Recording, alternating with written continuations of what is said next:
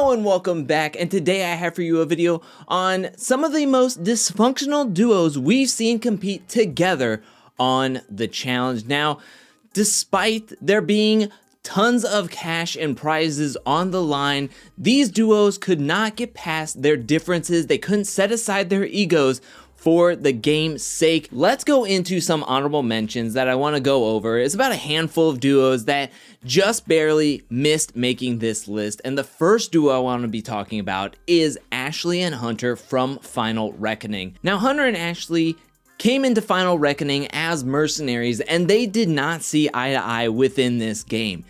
Hunter would threaten Ashley and her family if she cost him his shot at $1 million and becoming a challenge champ, and Ashley would cry. There would be some blow-ups. However, when you boil it down and look at their progression throughout the season, they set aside their differences when it came to challenges, and they actually made the finals and went on to win Final Reckoning. So, to me, doesn't signify the most dysfunctional. Also, their dysfunctionality really came later on afterwards in the season, because once they hit the finals and won, that's when Ashley bumped up her $500K prize money all the way up to $1 million, and that's where they really didn't see eye to eye in things. The next duo I want to touch over is Devon and Bear. Now, in War of the Worlds, they never saw eye to eye, and that was very apparent in the Tired Out challenge, where Bear quit because he was getting so frustrated with how far they were behind, and Devon decided to push through and compete by herself. Now, I left them off this list because they were thrown into multiple eliminations, and they actually worked well with each other once in the eliminations, and they won a ton of them. And then ultimately later on in that season, they split as the main twist of that season, to where they weren't a partnership throughout the whole game. Nothing says dysfunctional more than family, and that's exactly what happened in Battle of the Bloodlines Season 27 with Jenna and Brianna, as they were constantly fighting with each other. Especially one night, Brianna wanted to go home, she wasn't feeling the challenge anymore, and Jenna was brought in to kind of calm the situation down, but realistically, it led to one of the biggest and funniest blowouts in challenge history. Only he's back with her because his ex-girlfriend has short hair. Now, despite all of that, they were able to bury the hatchet and work well with each other, get to the finals, and take home the bronze in third place in those finals. And also, kind of just like what I just said with Bear and Devon, they weren't necessarily partnered up with each other for majority of the season. They were split off, and they were on two separate teams, even though their futures within the game and the season were tethered with each other's, meaning if one of them was sent into the elimination and was eliminated, the other one would leave too. And the last couple I wanted to be talking about was CT and DM from Battle of the Exes. Now, at the start of that season, CT and DM had a lot of animosity towards each other, and it was making things awkward and tense throughout those daily challenges. Grab my vest!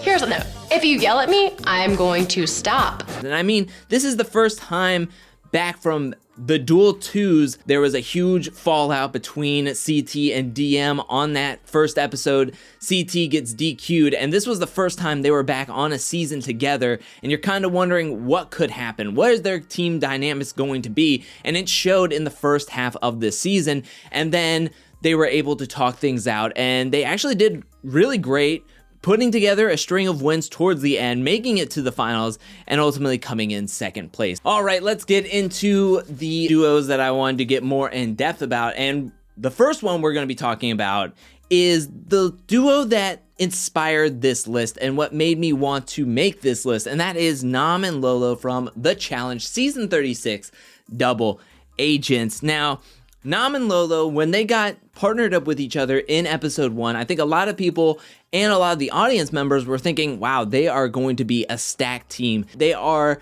some of the strongest people in the house. Now they're on a duo together. They're just going to be cashing in some daily challenge wins. No, that is not even close to what has happened. And I think that's the differential between what is looking good on paper and the execution of it, because they are dysfunctional to the max. They have never seen eye to eye. Take a look at the one daily challenge called Smuggle Run, which is a mini final, which I think coming into it, people thought they have this in the bag. This is a mini final. This is going to be physical to the max. They have endurance. This one man is made of marble. The other one is an Olympian athlete.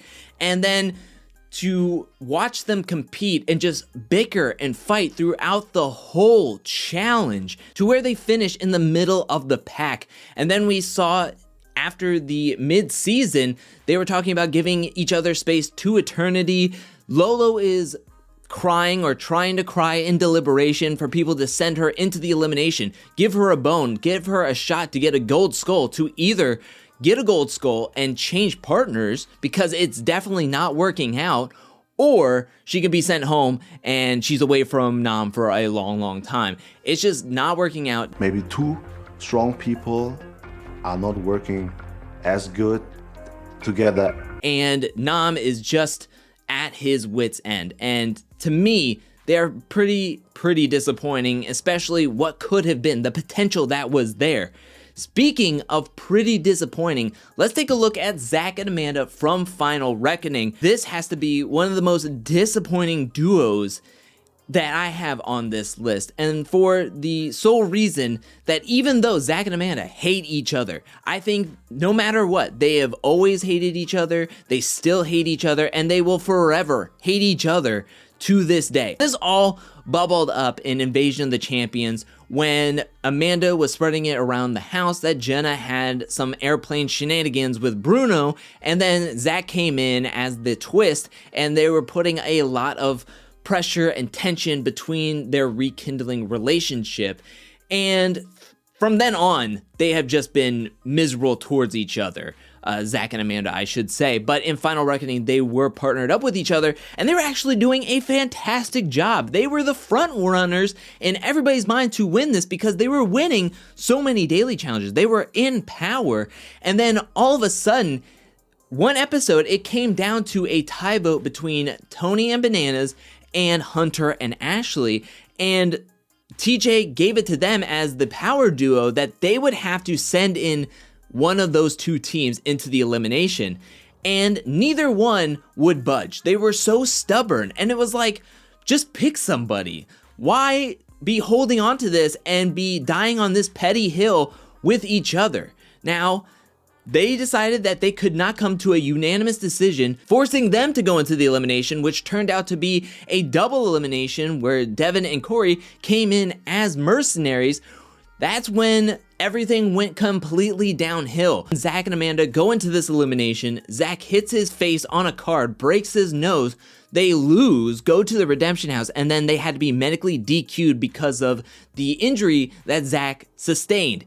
It was ridiculous. If you would have just said two names, regardless of whichever names, as long as you said two names that were the same names, you would have been safe, and you probably would have been easily getting to the finals, winning so many other daily challenges, and possibly cashing in this win. It just goes to show that the challenge is just as much mental and teamwork based as it is physical. Now this next duo, I don't know if it's as much dysfunctional as it was toxic, but I think it's on a very similar level, and that is Tony and Camila in Rivals 3. When looking at this duo, I would have to say, I would give it the metaphor of the Titanic. They look like a strong, powerful team, but man, they sunk themselves. And it happened over and over again. They would continuously get drunk, fight each other, especially when Vince and Bananas would get into it with Camila, then go to Tony and tell him to get his partner under control. Tony, like a drunk zombie, would just get into Camila's face, like corner her. They would yell at each other. Tony would break eggs. It was disastrous. There was trash cans being broken. It was disgusting to watch. It was absolutely the top of the trash heap. And just like the wise words of the philosopher Jamie Foxx, and you can blame it on the alcohol, but really these were just two assholes being assholes to each other and being toxic. Yeah, but you're dealing with her. I hate Camila. Okay, I hate Camila. Okay, I hate her. Yeah, no, I got it. And that's when I think that the challenge and MTV did the absolute right thing, which was by sending them home and DQing them from the season after multiple incidences of this happening. They just could not set aside their differences. They couldn't set aside alcohol to work as a pair. And you know what? I was happy to see them go. Bon voyage, adios, sayonara. I will not be missing you. Now, the next dysfunctional duo I have on this list is Tyree and Jasmine from Battle of the Exes. That season did not start off well for them, as Jasmine decided to break their photo and rip it up and throw it in the trash because she did not like Tyree whatsoever. And that was just a starting point, a jumping off point to the rest of the season, as they could not trust each other whatsoever. They would constantly talk smack behind each other's back to another person or a group of people within the game or in the house, and that's when they would ultimately overhear the conversation, and then a huge fight would ensue. This happened multiple times. You have lied this whole time because you know I'm making this a fact. Now, Jasmine and Tyree did not have a high threat level within the game just for their past performances in the challenge, but I feel as though that they would have gone farther than what they did because people saw them as a layup team. But because they lost and they could not work together with each other on the daily challenges within the house, get on the same page, they lost, came in last place, and was eliminated from the game in the middle of the season rather than getting farther into the game. Now, the next dysfunctional duo up is Wes and Kenny from season 21, Rivals. And coming into this season, they had a combined stats of 11 elimination wins, 7 final appearances, and 4 final wins. They should be the front runners in everybody's mind. They should set aside every difference that they have and just beast out this season. However, because of their history with each other, because of their challenge past, they brought all of that baggage into Rivals and just were butting heads. Mix that with Kenny having some really crap performances throughout this whole season to where Wes had to carry him performance-wise in eliminations and during the daily challenges, but also flip that during the finals when Kenny literally carried Wes. Like, at least they made it to the finals. They actually, I would have to say, put an asterisk by their dysfunctionality just for the sole fact that they actually did really, really well in the first day of the finals. However, when they started day 2, their advantage was only like a 2-minute head start, which is complete BS in my opinion, I would have to say. But they would go on to lose the finals and get second place, and they started the game arguing and they ended the game arguing. 2-minute head start, and you still it up. Dude, what the And it was just a real nightmare and a headache. I don't think anything was resolved during this season. We saw a lot of teams kind of like putting aside their differences throughout the season. Maybe at the end of the season, their differences were put aside, but Kenny and Wes held a level of animosity throughout the season. I think maybe they just buried it deep down inside as long as they could, and then it just bubbled over at the end of this game. But that is it for what I deem are the most dysfunctional duos of the challenge that we've seen compete together. Who is your favorite out of these duos? Let me know that in the comment section below. And are there some duos that I did not mention that you think are pretty dysfunctional? Let me know that as well. Thank you so much for watching. While you're down there, hit that like and subscribe button. I'll be back very, very soon with more Challenge 36 Double Agents content, more challenge content, more content in general. But until then, peace.